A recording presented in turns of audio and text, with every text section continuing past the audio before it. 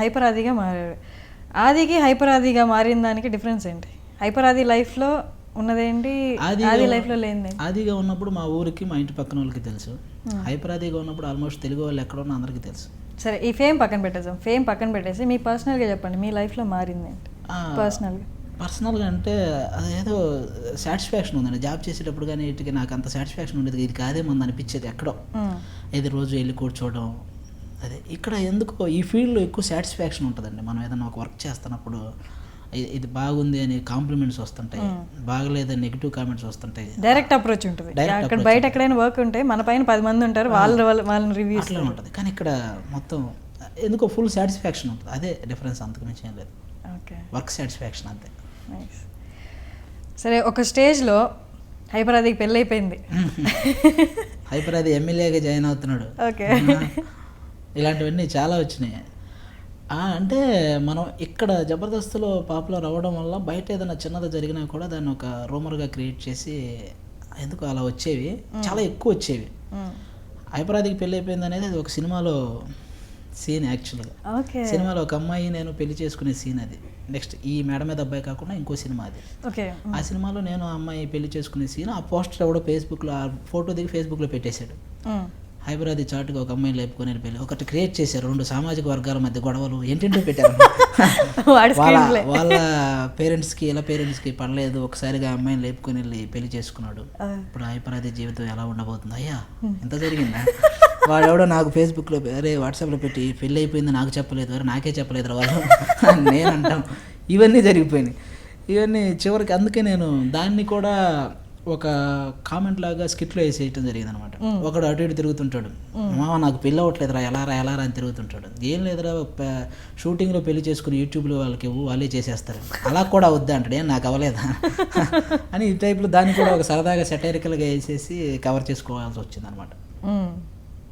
ప్రతి ప్రొఫెషన్లో మనకి నచ్చేవి ఉంటాయి, ఇబ్బందికరమైనవి ఒకటి ఉంటాయి. అండ్ మీరు నార్మల్ పర్సన్గా ఉండడం ఒకటి, కొంతమందికి తెలియడము, అందరు మిమ్మల్ని గుర్తుపట్టడం ఒకటి. సో బయటకు వెళ్ళాక కొన్ని డిసడ్వాంటేజెస్ ఉంటాయి. మీరు మీలా ఉండలేరు. అవునవును. మేబీ అన్ని టైమ్స్లో మీకు కొంచెం ప్రైవసీగా ఉన్నప్పుడు కూడా ఉంచరు. సో అలాంటి టైంలో ఇబ్బందిగా అనిపించిందా ఎప్పుడైనా? అంటే స్టార్టింగ్లో చాలా బాగుండేదండి. అందరూ వచ్చి ఫోటోలు దిగుతుంటే అయ్యా మనతో ఫోటోలు దిగడం ఏంటి, అర్రే సూపర్ కదా అనుకునే వాళ్ళం. తర్వాత కూడా ఎక్కడ మనం ఎవరిని వచ్చే కొద్ది మనకు వర్క్స్ ఎక్కువ అవుతాయి. ఆ వర్క్స్ ఎక్కువ అవుతున్న టైంలో మనం ఎవరి కోసమో వెయిట్ చేస్తున్నామో ఆ టైంలో కూడా ఎక్కువ మంది వచ్చేసి దిగుతూ ఉంటే చిన్న ఇబ్బంది అందరికీ ఉంటుందండి. చాలామంది సెలబ్రిటీలకి అందరికీ ఆ చిన్న ఇబ్బంది ఫీల్ అవుతూ ఉంటుంది. కానీ మనం వాళ్ళ మీద చూపించకూడదు, ఎందుకంటే మన కోసం ఇష్టపడి వచ్చారు కాబట్టి. మన కోసం ఇష్టపడి వచ్చిన వాళ్ళ మీద అలా చేయకూడదు కాబట్టి చాలా సరదాగా అందరికీ చాలా పేషెన్స్తో మనం ఇచ్చేవాళ్ళం ఫోటోలు కానీ ఏదైనా అందరికీ. ఎందుకంటే వాళ్ళు మన కోసం వచ్చారు కదా, మనం అంటే ఇష్టపడి ఏమంటే మీ స్కిట్లు చాలా బాగుంటాయి ఇవి చెప్తా ఉంటే ఆ టైంలో అది ఇబ్బంది అనిపించేది కదా. యాక్చువల్గా అవి బూస్టప్ కదా, స్కిట్లు చాలా బాగుంటాయి, ఆ పంచి ఈ పంచి చెప్తా ఉంటే వరుసగా మళ్ళీ ఆ ఎనర్జీ వచ్చేసి మళ్ళీ ఆటోమేటిక్గా ఇబ్బంది లేకుండా ఫోటోలు ఇవ్వటం అన్నీ బాగా జరుగుతాయి. ఓకే. మామూలుగా మన కామెడీ చేసే క్యారెక్టర్స్ కానీ స్క్రీన్ మీద కనిపించడం అదంతా ఒకటైతే, బయటకు వచ్చాక రియల్ లైఫ్లో జనాలు నీ పంచులు బాగుంటాయని చెప్పే కేటగిరీ ఒకటి ఉంటుంది. ఇంకో కేటగిరీ అంటే ఎవరే ఆడరా హైపర్ ఆది గాడరా అని చెప్పి ఈ కైండ్ ఆఫ్, అంటే అసలు వాళ్ళు ఎందుకు చేస్తున్నారు కూడా అర్థం కాదు, ఇంటెన్షనల్గా కావాలని కించపరచడానికి చేస్తుంటారు. అలాంటి ఏమైనా సిచ్యువేషన్స్ మీకు అదేండి. నేను ఎక్కువ మనం ఎదగటానికి కారణం నెగిటివ్ కామెంట్స్ అండి. నెగిటివ్ కామెంట్స్ చేసేవాళ్ళు లేకపోతే మనం అంత ఎదగలేము ఎప్పుడు.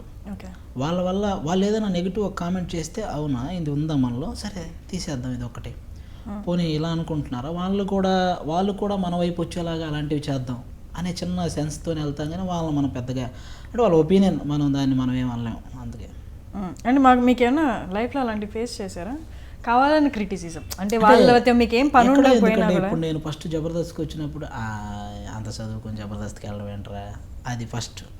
ఒక డైలాగ్ చెప్పే స్టేజ్కి వచ్చిన తర్వాత ఇస్తారులేరు ఒక డైలాగ్, ఎన్నాళ్ళు ఉంచుతారో మరి తీసేస్తారు ఎందుకని. ఒక మెయిన్ లీడ్కి వచ్చిన తర్వాత ఆయన అభి అనేవాడు ఫస్ట్, ఇది సెకండ్ కదా, ఇదేమన్నా ఫస్టా. ఒక టీమ్ లీడర్ అయిన తర్వాత జబర్దస్త్ చేయటం పెద్ద విషయం రా, సినిమాల్లో చేయాలరా, అది మనకు కావాల్సింది, ఇలా ఉండేదన్నమాట. ఇప్పుడు సినిమాలకు వచ్చిన తర్వాత కమెడియన్ రా, హీరో అయితే వాడు, ఈ కమెడియన్ ఏమన్నా ఎవరు పడితే వాళ్ళు వచ్చేస్తుంటారు, ఇలా క్రిటిసైజ్ చేసే వాళ్ళు ఉంటానే ఉంటారు. అలానే మనం ఎదుగుతుంటాం అంతే. వాడు ఏదైతే అన్నాడో ఇప్పుడు ఫస్ట్ జబర్దస్త్లో నిలబడతాడు ఏం చేస్తాడు అన్నారు, తర్వాత డైలాగ్ చెప్పడం నేర్చుకున్నాం. అంటే వాడు అన్నదానికి అట్లా ఎదుగుతూ వచ్చాం కదా. ఆ నెగిటివ్ కామెంట్స్ ఉంటేనే మనం పాజిటివ్గా ఎదుగుతాం, అది నా ఫీలింగ్. Okay, nice. అండ్ మేడ మీద అబ్బాయి మూవీలో మీరు డైలాగ్స్ రాశారు కదా, అవునవును. మీ పాట రాసుకున్నారా లేకపోతే స్క్రీన్ ప్లేలో అక్కడక్కడ? టోటల్గా అక్కడున్న టోటల్ స్క్రీన్ ప్లేలో సిచ్యువేషన్స్ని బట్టి మా మధ్య కాంబినేషన్స్ అన్నీ అందరికీ షేర్ చేసుకుంటూ వెళ్ళే ఉన్న డైలాగ్స్ కొన్ని అట్లా. ఓకే, అంటే మిమ్మల్ని అప్రోచ్ అయ్యాక ఈ కాన్సెప్ట్ వచ్చిందా మీరు డైలాగ్ రాసుకోవడం, లేకపోతే ఆ క్యారెక్టర్ ఇంతకుముందే ఎవరికైనా అనుకున్నారా? లేదండి, ఫస్ట్ యాక్చువల్గా ప్రొడ్యూసర్ గారికి నా స్కిట్లు కానీ ఆ టైమింగ్ కానీ అది చాలా ఇష్టం ప్రొడ్యూసర్ గారికి. ఆయన పోయి నరేష్ గారికి సజెస్ట్ చేశారు, ఇట్లా హైపర్ అది అయితే బాగుంటుందేమో మన సినిమాకి అంటే. నరేష్ గారు కూడా అప్పుడు స్కిట్లు చూశారు.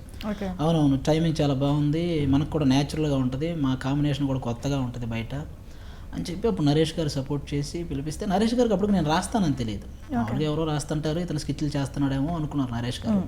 సెట్స్కి వచ్చిన తర్వాత నేను కొన్ని నాకు సీన్ పేపర్ క్యారియన్లోకి తెచ్చిచ్చినప్పుడు నేను వెంటనే నేను ఫస్ట్ చేసే పని ఏంటంటే అక్కడున్న సిచ్యువేషన్ డెవలప్ చేసుకుంటూ నాకు వచ్చినవన్నీ రాసుకుంటూ వెళ్తాను డైలాగ్స్. అవి తీసుకెళ్ళి అన్న ఇవి ఇక్కడ వేస్తే బాగుంటుంది కదా అది ఇది అంటే, అప్పుడు ఆయన నువ్వు రాస్తావా, మరి అలాంటప్పుడు ఇంకెందుకు బ్రదర్, మొత్తం నువ్వు సీన్లని డెవలప్ చేసి మనకు స్కోప్ ఉన్న ఎవరికి తీసేసుకుని చేసేద్దాం అని చెప్పి అలా స్టార్ట్ అయ్యి మొత్తం అన్ని సీన్లు డెవలప్ చేయడం జరిగింది. ఓకే, జబర్దస్త్లో అన్ని స్కిట్స్ ఒకలా ఉంటుంది, ఒక్కొక్కరికి ఒక్కొక్క స్టైల్ ఉంటుంది, కానీ మీ కైండ్ ఆఫ్ మీ కామెడీ టైమింగ్ కానీ మీ కామెడీ ఫ్లేవర్ కానీ కొంచెం కొత్తగా అనిపించింది మీరు చేయడం, అండ్ బాగా రిసీవ్ కూడా చేసుకున్నారు. ఇప్పుడు ఎలా అయిపోయిందంటే ఫేస్బుక్ ఓపెన్ చేసినా ఏం ఓపెన్ చేసినా ఆది స్కిట్లు బాగుంటాయి అన్నది వచ్చేసింది అనమాట. ఆ ఫ్లేవర్ మీకు న్యాచురల్గా అలా వచ్చేసిందా ఫస్ట్ స్కిట్ నుండే, లేకపోతే అది క్లిక్ అయింది కాబట్టి నెక్స్ట్ కూడా కంటిన్యూ చేశారా? అంటే నేను స్టార్టింగ్లో జబర్దస్త్ నేను చూసేటప్పుడు, ఒక స్టూడెంట్గా ఉన్నప్పుడు నేను జబర్దస్త్ చూసేటప్పుడు అంత పెద్ద డ్రామాలు ఎక్కడైనా పంచి పేలితే నవ్వేవాళ్ళం. టోటల్ డ్రామా ఇంట్రెస్టింగ్గా చూసేవాళ్ళం, కానీ పంచి పేలితే నవ్వేవాళ్ళం. కాబట్టి ఆ పంచే టోటల్ స్కిట్టే పంచ్ ఫార్మాట్ అయితే ఎలా ఉంటుంది, మన త్రోట్ నవ్వించవచ్చు కదా అన్న సెన్స్ నాకు ఎక్కువ మైండ్లో పడిపోయింది నేను రాయటం స్టార్ట్ చేసినప్పుడు. యాక్చువల్గా అంటే నాకు ఇప్పుడు అతడు సినిమాలో బ్రహ్మానందం గారు ట్రాక్ ఉంటుంది, ఆయన దిగినప్పటి నుంచి వెళ్ళే వరకు కౌంటర్స్ పడతానే ఉంటాయి. నాకు ఆ ఫ్లో ఇష్టం, మనకి ఇచ్చిన 5 నిమిషాల టైంలో అలా చేయాలి అన్న సెన్స్ ఉండేది.